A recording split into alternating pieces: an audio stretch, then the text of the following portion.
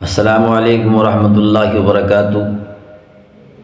میرے بھائیوں، ایک مرتبہ جبرائیل علی نبینا علیہ الصلاۃ والسلام جناب محمد الرسول اللہ سرکار مدینہ صلی اللہ تعالی علیہ وسلم کی خدمت میں حاضر ہوئے۔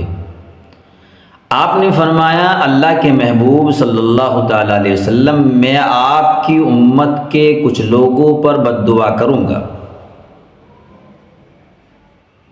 جبرائیل علیہ السلام ایک مرتبہ محمد عربی سرکار مدینہ صلی اللہ تعالی علیہ وسلم کی خدمت میں حاضر ہوئے اور آپ سرکار مدینہ صلی اللہ تعالی علیہ وسلم سے فرمایا، اللہ کے محبوب، میں آپ کی امت کے کچھ لوگوں پر بد دعا کروں گا، تم آمین کہنا۔ مسلمانوں ذرا غور کرو، سید الملائکہ حضرت جبرائیل علیہ السلام کی بد دعا ہو اور سید الانبیاء جناب محمد الرسول اللہ صلی اللہ تعالی علیہ وسلم اس پر آمین کہنے والے ہو، بتلاؤ کیا وہ بد دعا رد ہو سکتی ہے؟ کیا وہ بد دعا قبول نہیں ہوگی؟ ان بد دعاؤں میں سے ایک بد دعا یہ بھی ہے کہ ہلاک ہو جائے وہ شخص جو رمضان المبارک کا مہینہ پائے اور وہ اپنی مغفرت نہ کرائے۔ رمضان المبارک کا مہینہ اس کی زندگی میں آئے اور وہ معافی تلافی نہ کرائے، اپنی مغفرت نہ کرائے۔ اللہ ہم سب کی حفاظت فرمائے۔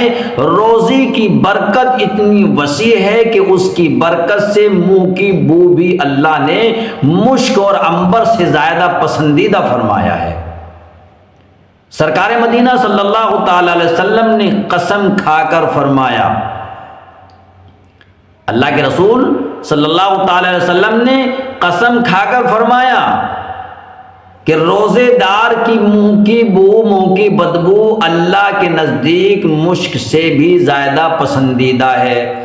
روزے دار کی منہ کی بدبو اللہ کے نزدیک محبوب ہونے کا اندازہ لگاؤ کہ جب اللہ نے حضرت موسیٰ علیہ السلام کو توریت عطا کرنی چاہی تو اللہ نے حضرت موسیٰ علیہ السلام کو حکم دیا، اے موسیٰ، توریت اس وقت ملے گی جب تم مکمل 1 ماہ کے روزے رکھو گے، جس کا ذکر قرآن مقدس یوں کرتا ہے، وَوَعَدْنَا مُوسَىٰ 30 لَيْلَةً۔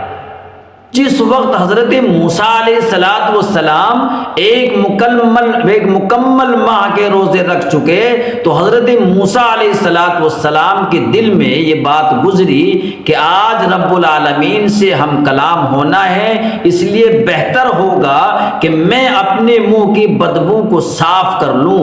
تو انہوں نے ایک قسم کا گھاس لیا، اسے استعمال کیا اور اس بدبو کو ختم کر ڈالا۔ فوراً اللہ کی طرف سے حکم آیا، اے موسیٰ میرے نبی، تم نے یہ کیا کیا؟ کیا تمہیں معلوم نہیں کہ یہ بدبو ہمارے یہاں، ہمارے نزدیک مشک سے بھی زیادہ پسندیدہ تھی؟ اس کی بدبو حضرت موسیٰ علیہ السلام نے اس بدبو کو پیدا کرنے کے لیے 10 دن کے اور مزید روزے رکھے کہ دوبارہ وہ بدبو پھر پیدا ہو جائے۔ جب وہ بدبو پیدا ہو گئی تب اللہ نے ان کو کتاب عطا فرمائی۔ تو اب اندازہ لگائیں کہ روزے دار کی منہ کی بو، منہ کی بدبو اللہ کے یہاں کتنی عزیز اور پسندیدہ ہے۔ جہاں روزے کی برکت، سارے فوائد جن کو شمار نہیں کیا جا سکتا، اتنے فوائد۔ روزہ وقت روحانی کو ابھارتا ہے اور خواہشات نفسانی کو مٹاتا ہے، لوگوں کو بھوک و پیاس کی شدت سے روشناس کرتا ہے اور غریب اور فاقہ کش بھائیوں کے ساتھ ہمدردی سکھاتا ہے اور قوم کا ہمدرد بناتا ہے۔ ہوئے فرض روزے اس لیے کہ تم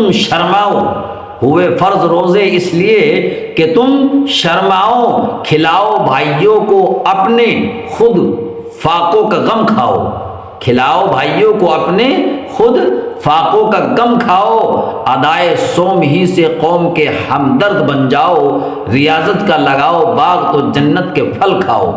تو میرے بھائیوں، رمضان کے مقدس مہینے کی ہم سب کو قدر کرنی چاہیے۔ اللہ کے یہاں یہ مہینہ بڑا عزیز ہے، اس مہینے میں جتنی بھی ہو سکے اللہ سے مغفرت کرائیں، اللہ سے جو بھی مانگنا ہے مانگیں۔ اللہ خود فرماتے ہیں جو بھی تمہیں مانگنا ہے مجھ سے مانگو۔ یہ بڑا بابرکت مہینہ ہے، رمضان کا مقدس مہینہ بہت برکتوں والا مہینہ ہے۔ اللہ اس میں مومن کا رزق بڑھا دیتے ہیں، نفلوں کا ثواب فرضوں کے برابر کر دیتے ہیں، ایک فرض 70 فرضوں کے برابر ہو جاتا ہے۔ اللہ ہم سب کو اعمال صالحہ کرنے کی توفیق عطا فرمائے۔